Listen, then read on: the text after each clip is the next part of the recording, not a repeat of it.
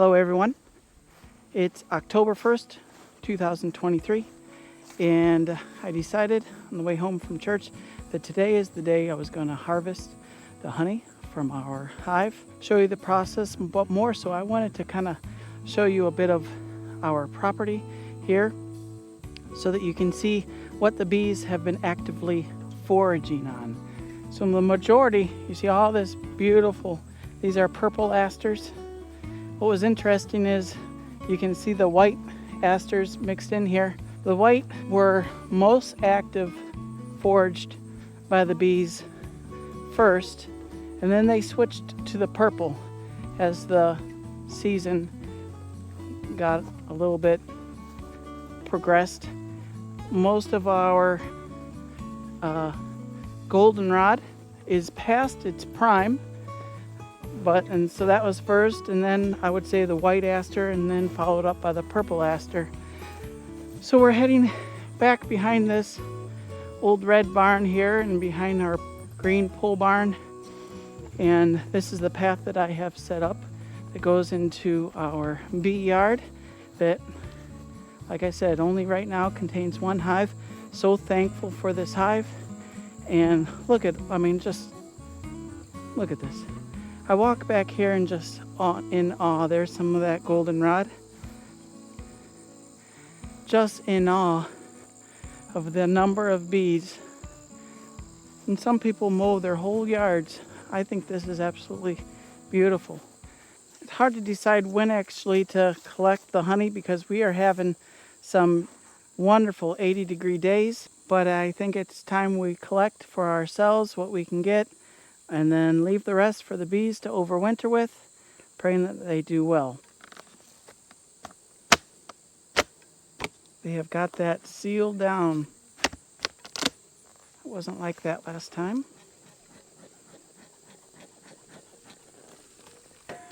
See what's happening. We've got to take off, this is the inner cover. See, they glue it down. Oh yeah, lots of bees there, more than I ever remember. That's awesome. Now when I say capped honey, that means honey that has, or nectar that has reached a certain degree of dryness. They evaporate the water out of it. I think anything less than 20% is considered honey, but once the bees know that they have dried it out enough, they will cap it, they will seal it. Anything that's capped, safe for us to take and extract and store because it has low enough water content that it won't ferment and spoil. All right, so in this top box, I have 4 frames that are completely filled with honey and capped. Nice wax capping. There's going to be more on the other one. I'm going to do something for the first time. I bought what I call a bee blower for this purpose.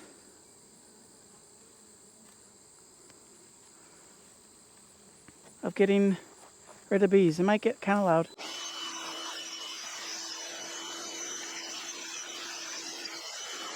I'm sorry, I don't want to be bringing a whole bunch of bees inside the house. So what I'm going to do, I have an empty honey super here in my wheelbarrow. I'm going to transfer these frames into it for transport to the house.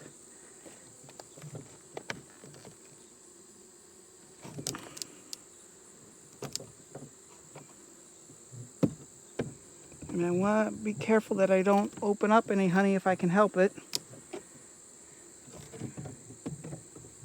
because that would totally draw the bees in. I'll cover them up a bit. Put this box off to the side. Let's smoke these bees, see if I can get them to go down into the hive body so I don't have to blow quite so many of them.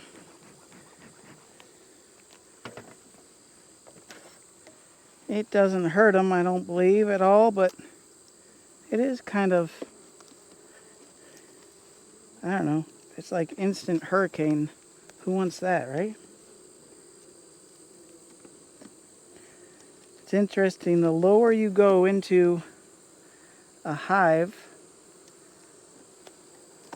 usually the closer you get into the nest, into the hive body, which is where the queen is laying the eggs, and the louder they get. Now again, I'm going to remove these empty frames, and then I'll go through and see if there's any nectar or anything in there. A lot of these haven't even been drawn out. Drawn out is when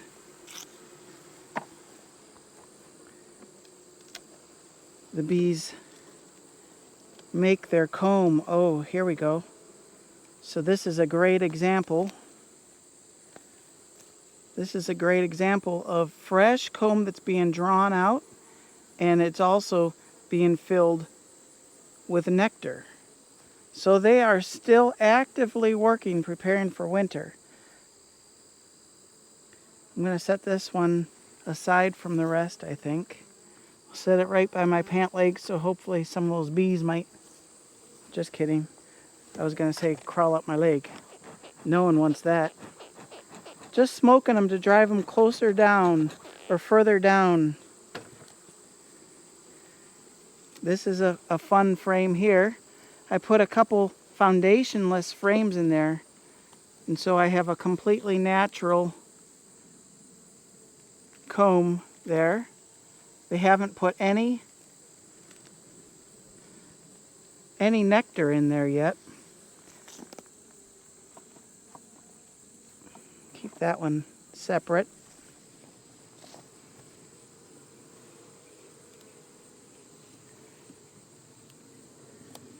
Okay, here we have a capped frame.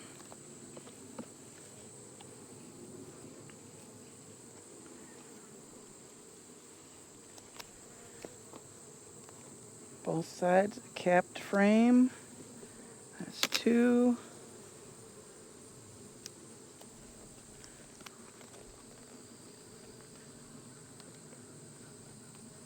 That's 3.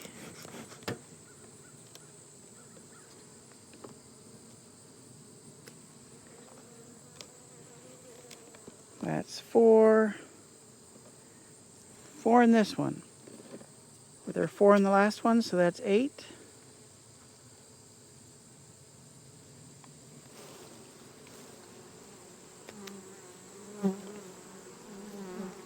Okay, let's try to push them down a little bit with the smoke.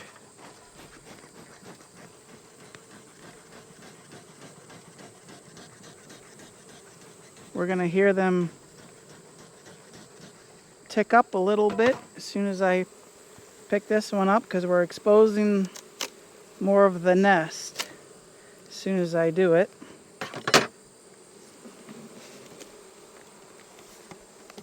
Wasn't too bad. Try not to squish too many bees. And we're going to send them for a ride with our bee blower.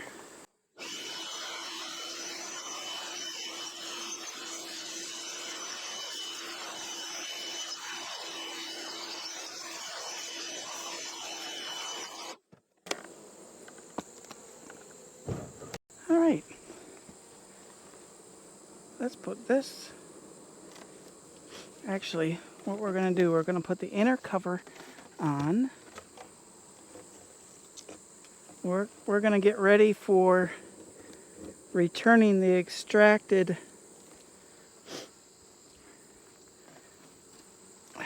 and hopefully this works the way I was told it will work. Put frames that you want them to clean out for the winter. Put those in a box above the inner cover. So that's what I'm going to do. And there's really not much right now. that I've seen any. I'm just gonna put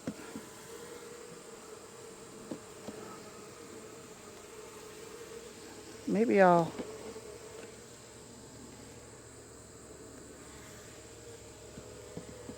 see.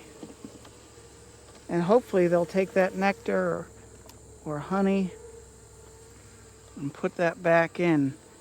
I'm going to give them any drawn comb to clean out.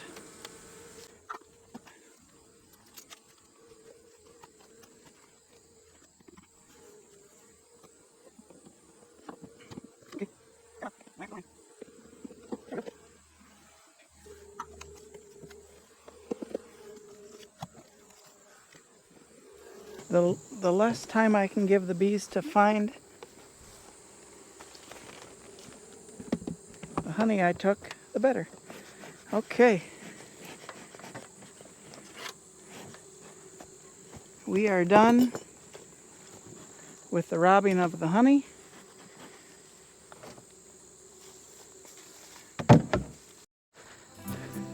You didn't think I was going to forget the camera, did you? Okay, so the frames are in the house. No bees made it into the house. So, time to take those caps off. Straighten out the picture a little bit so I'm not upside down or anything like that. Take the caps off. Spin it round and around in the extractor. Bottle of honey. Put the wet frames back on the hive. Hopefully they'll clean them up. Put them down below for their winter stores. And then once they are clean and dry, I'll take those, store them over the winter, and they can have those wax drawn frames to build for next year. That's the plan.